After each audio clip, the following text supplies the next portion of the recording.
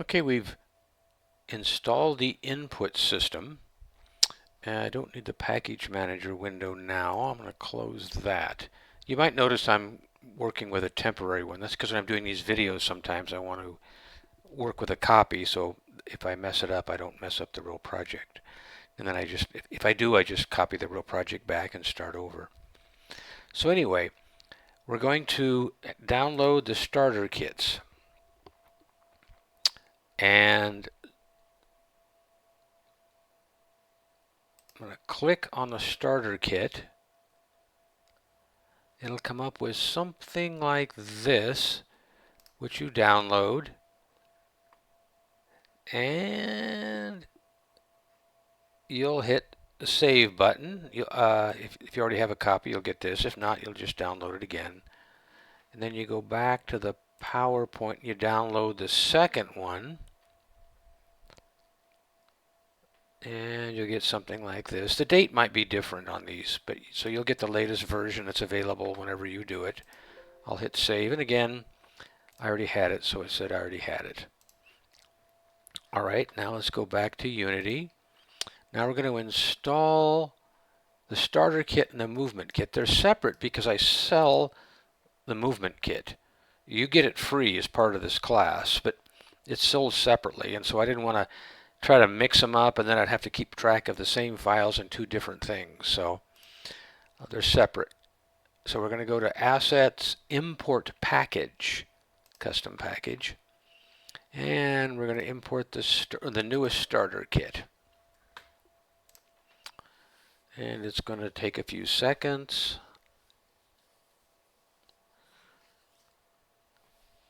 And you'll notice there's a new scene down here that I call loading scenes. You see this yellow? That's on the scenes. This means there's already a scene directory, but of course there's a scene directory, but it's just telling us.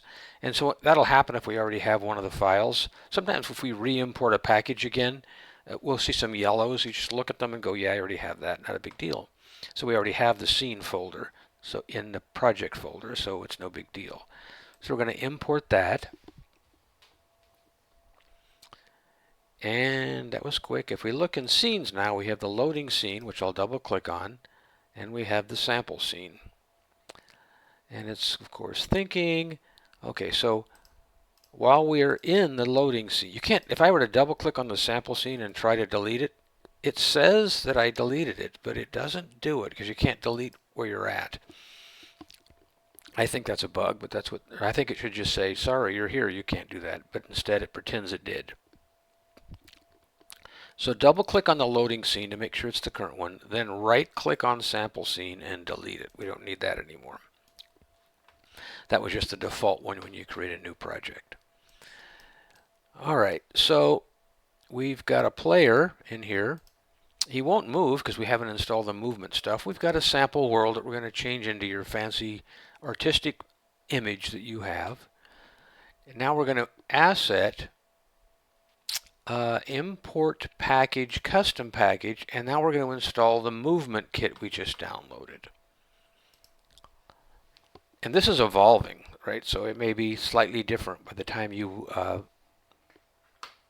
use this class. As I upgrade the class free. So it's installing the movement kit. Now we've got to do a couple of things with a lot of assets. When you install an asset, it doesn't automatically hook up the way you want because it doesn't know what you called things. Now down here it created a RiverExplorer directory, which is where I put all of my assets that I give away or sell. And then what we care about right now is under player control scripts, it has some scripts that we need. So we're going to take the player control script and drag it and drop it onto the player. Make sure you don't miss. Make sure it's on player. Click on player. And I'm going to minimize, we're still on player here. We don't need to see the details of the transform or the rigid body or the capsule collider right now. We're going to talk about this script real quick. Tags are ways of saying, like, there's a bunch of pillars, right?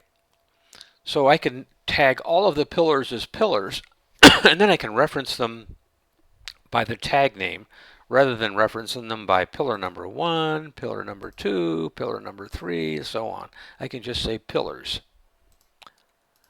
All right. So first we're going to, so in the player script, it says the tag name is player. Now we can change that if we want, but let's do it the other way around. Let's make sure that the player is tagged player, right?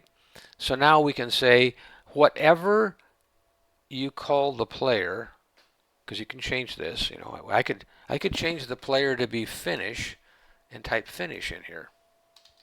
I mean, I wouldn't want to. I'm just showing you that way this script can just say player whatever you called it, right? So we're going to change this back to player, and we're going to call the player the player. We're going to go to camera and make sure it's set to main camera as its tag. You can have more than one camera in a game. You can switch between them. All right, so we have the player set as the player tag. There's two ways to jump. There's transform, which means just move it, or there's apply force, which is physics, which is kind of how you walk. Your feet force you forward with physics. We're going to leave it here. The movement speed is set to 1,000. I do that on purpose because I want you to set it to what you need. 1,000, if you hit the forward button, you're going to be circling Pluto before you can let go of the button. So let's set it to 10. And that'll kind of remind you that maybe you didn't set the rest of the variables in this script if you take off for the moon. Some of these you can change, but it's actually set by the game at runtime so that we can watch it. Like if we are running, this will get checked by the game so we can see it. It'll tell us the general direction the player is playing. It's not in degrees, it's just he's moving forward to the right, he's moving backward to the right, and so on. And so that's something that it tells us. Player moving direction, that tells us the exact direction the player is moving relative to where he did the split second before. Enable left and right turn. I mean, do you want the player to turn right and turn left? You might think, why would you not? Well, in a menu system, you do not. You want the player to just face the menu system, right? You don't want them to turn around. I mean, you might want them to, but you might not want them to. So we enable it or disable it. And this is how fast you turn. 10 is kind of slow, but we're going to do that right now so we can play with things that are taken off forever. Pan up and down. If you're in a game and you're not on a virtual reality, you want the player to be able to look up and look down, and that's pan, up and down. When you are in virtual reality, you want it to ignore pan up and down, because if, let's say, I'm in virtual reality, so it's like you're in real life. Now imagine somebody else has a remote control. As you look up, they hit the down button. So the world would go down, but you're looking up, so it's always backwards. So in virtual reality, you don't pan up and down, the player just moves his head. Now, if we're not in virtual reality, it wants to know what to pan up and down. Well, we could put the player in there, but what would happen is it would actually lean the player forward onto his face or lean the player backward onto his back. And it would look to the screen like it's a good thing, but you would be trying to walk on your back, and that would, of course, cause other problems. So what we actually pan is the camera itself. We don't pan the player. I don't set this to the main camera by default because, again, you can have more than one camera. You might have a secondary follow camera. You might have a first-person camera that's right above the player. So whichever one you want, you drag into what to pan up and down. Some people like the joysticks so that when you push forward, it looks down. When you pull backwards, it looks up. Some people like it the other way around, so I've given a reverse joystick pan. And some games are that way. Enable jumping. If you turn that off, you can't jump. And if you do jump, this is how much, right? A lower number is like you're on a big planet and have low gravity. A high number would mean like you're on the moon and you can jump 15 feet. What we call the floor, I'll get back to this one in a second, can jump while in air. If you're on the ground and you hit jump, you expect to jump. But if you're still in the air and you hit jump, you can kick your feet while you're in the air. You're not going up anymore, right? But some games they want you to be able to just keep clicking the jump button and keep going up. So if you want that, you click can jump in the air. And that brings you back to names of the ground. And how we had a tag name for the player, and I said look at pillars. Well, let's say we jump on top of one of these pillars. We want to know that we're, and when we have this disabled, right? We can jump off a pillar, but we have to know that the player is touching, is down, right? So we can add a list of all the tag names. Like we could add in here the floor, we could add in here the pillar and say that whenever they're on the pillar, they can jump. Whenever they're on this floor, they can jump. We're going to skip that for right now and do it later. Enabled devices. Do you want to enable the mouse?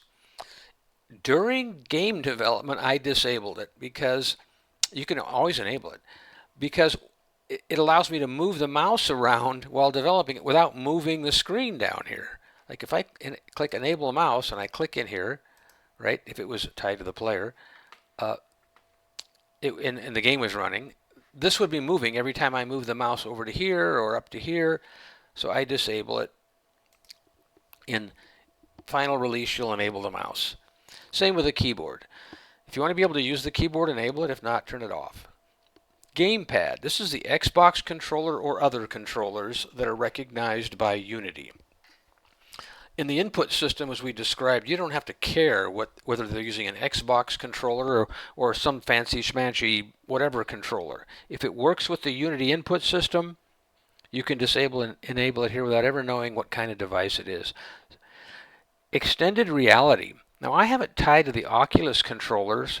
You can disable them. You can disable or enable the Oculus controllers, or just the left one, or just the right one. If this is disabled, it doesn't matter what you have these checked to. And the reason I've specifically said Oculus and not XR is I don't have any other kind of XR device right now, so I don't know what a generic XR controller its name would be.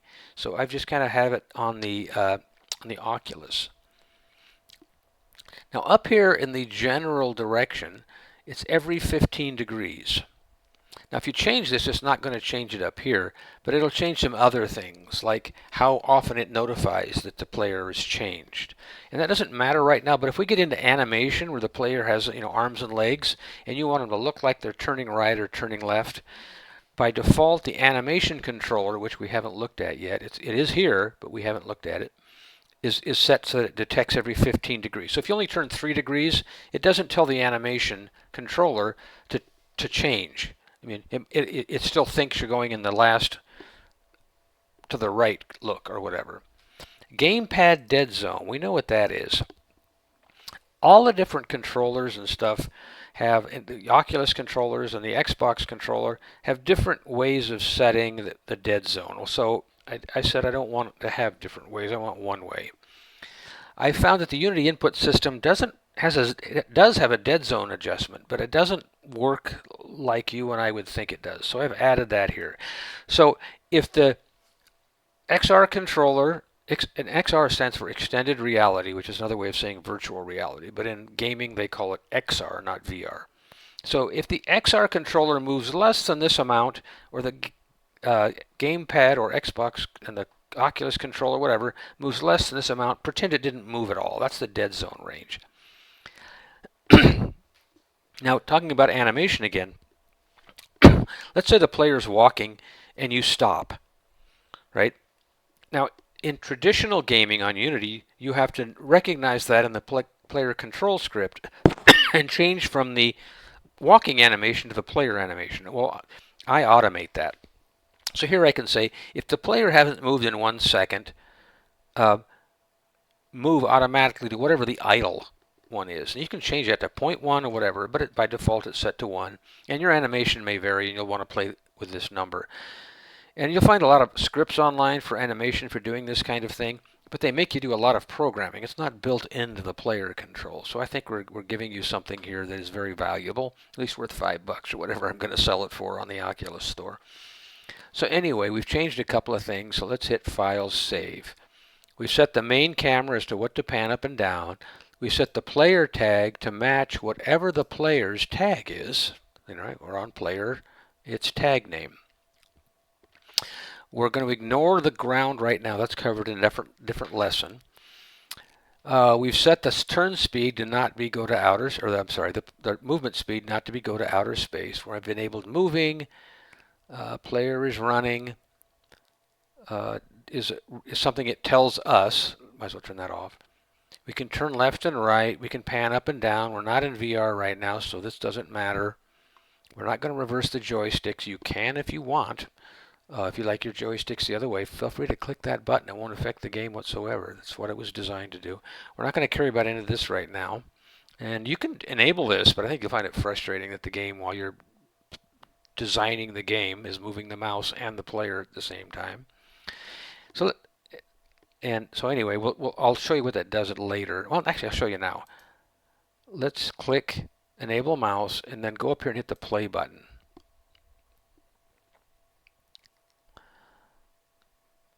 And that's what will happen. I'm going to use the Xbox controller to avoid the mouse initially, and then I'll show you what the mouse does.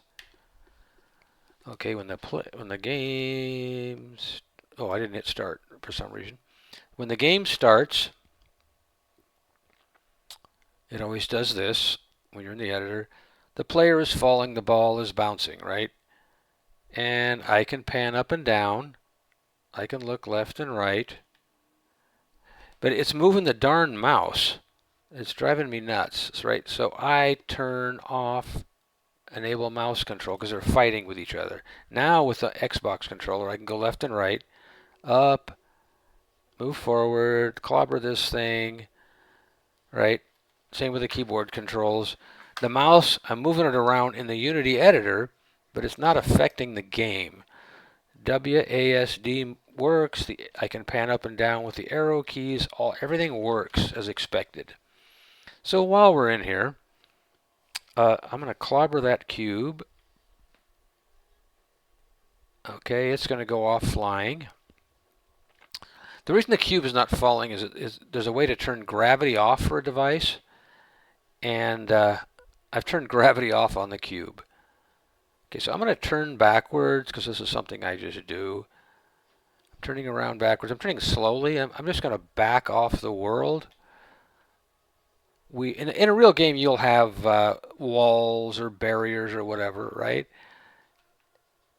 And I got this. I'm going to pan it way up, turn, and back up.